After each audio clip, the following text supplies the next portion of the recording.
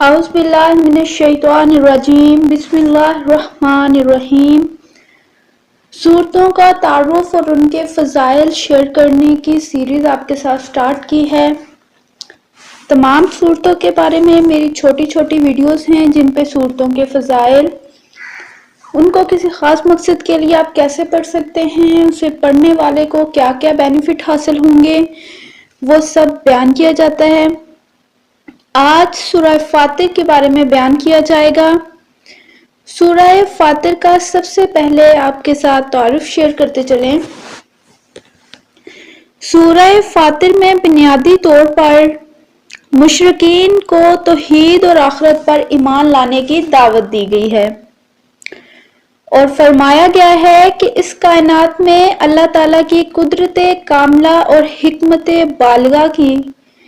جو نشانیاں چاروں طرف پھیلی ہوئی ہیں ان پر سنجیدگی سے غور کرنے سے اول تو یہ حقیقت واضح ہوتی ہے کہ جس قادر مطلق نے یہ کائنات پیدا فرمائی ہے، اسے اپنی خدائی کا نظام چلانے میں کسی شریک یا مددگار کی کوئی ضرورت نہیں ہے، اور دوسرا یہ کہ کائنات کسی مقصد کے بغیر فضول پیدا نہیں کر سکتا۔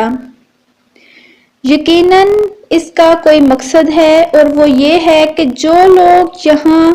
اللہ تعالیٰ کے احکام کے مطابق نیک زندگی گزاریں انہیں انعامات سے نوازا جائے، اور جو نافرمانی کریں ان کو سزا دی جائے،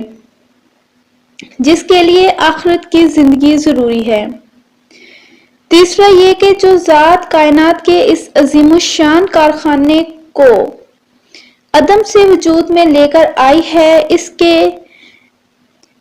کے لیے اس کو ختم کر کے نئے سرے سے آخرت کا عالم پیدا کرنا کوئی مشکل کام نہیں ہے، جسے ناممکن سمجھ کر اس کا انکار کیا جائے، اور جب یہ حقیقتیں مان لی جائیں تو اس سے خود بخود یہ بات ثابت ہو سکتی ہے کہ جب اللہ تعالیٰ کو یہ منظور ہے کہ اس دنیا میں انسان اس کی مرضی کے مطابق زندگی گزارے،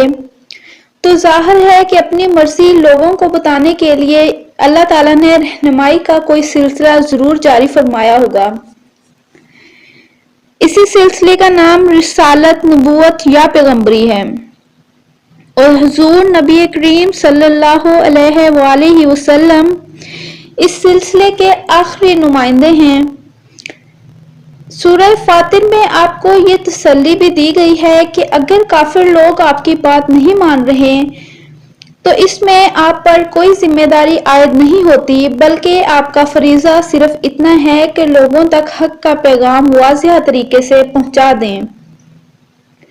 آگے ماننا یا نہ ماننا ان کا کام ہے، اور وہی اسی کے لیے جواب دہ ہیں۔ سورت کا نام فاطر بالکل پہلی آیت سے لیا گیا ہے، جس کے معنی ہے پیدا کرنے والا۔ اسی سورت کا دوسرا نام سورہ ملائکہ بھی ہے، کیونکہ اس کی پہلی آیت میں فرشتوں کا بھی ذکر کیا گیا ہے۔ یہ تو تھا سورہ فاطر کا مختصر سا تعارف۔ اب آپ کو سورہ فاطر کی فضیلت شیئر کریں گے کہ سورہ فاطر کو آپ کس مقصد کے لیے پڑھ سکتے ہیں۔ ویسے تو سارا قرآن پاک ہی انسان کے لیے ہدایت حاصل کرنے کے لیے بھیجا گیا ہے، اس کے ہر حرف پڑھنے پر نیکیاں ملتی ہیں، لیکن ہر سورت کا ایک اسپیسیفک مقصد بھی ہے،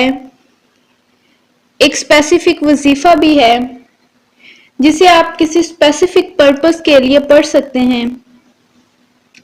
سورہ فاطر کا وظیفہ کہہ لیں یا عمل کہہ لیں جو آپ کے ساتھ شیئر کرنے لگے ہیں، وہ یہ ہے کہ اگر کسی شخص کو کسی بادشاہ یا حکام وقت کے پاس جانے کا اتفاق ہو، یا کسی بڑے عہدیدار کے پاس جانے کا اتفاق ہو اپنے کسی کام کے سلسلے میں، تو وہ انسان 7 مرتبہ سورہ فاطر کی تلاوت کرے۔ 7 مرتبہ تلاوت کرنے کے بعد اپنے اوپر پھونک مار لے اور اچھے کے لیے دعا کرے، تو انشاءاللہ وہ جس کام کے لیے بھی حاکم وقت کے پاس یا کسی بڑے عہدیدار کے پاس جائے گا، وہ نہایت مہربانی سے پیش آئے گا اور اس کی بات سنے گا اور اس کا مطالبہ پورا کرے گا۔ یہ تو تھا سورہ فاتر کا خواص، اس کی فضیلت، اسے آپ اسپیسیفک پرپس کے لیے کس طرح پڑھ سکتے ہیں وہ آپ کے ساتھ شیئر کیا گیا ہے۔ باقی ساری صورتوں پر بھی میری چھوٹی چھوٹی ویڈیوز ہیں، ان سے مستفید ہونے کے لیے چینل وزٹ کریں اور چینل سبسکرائب کر کے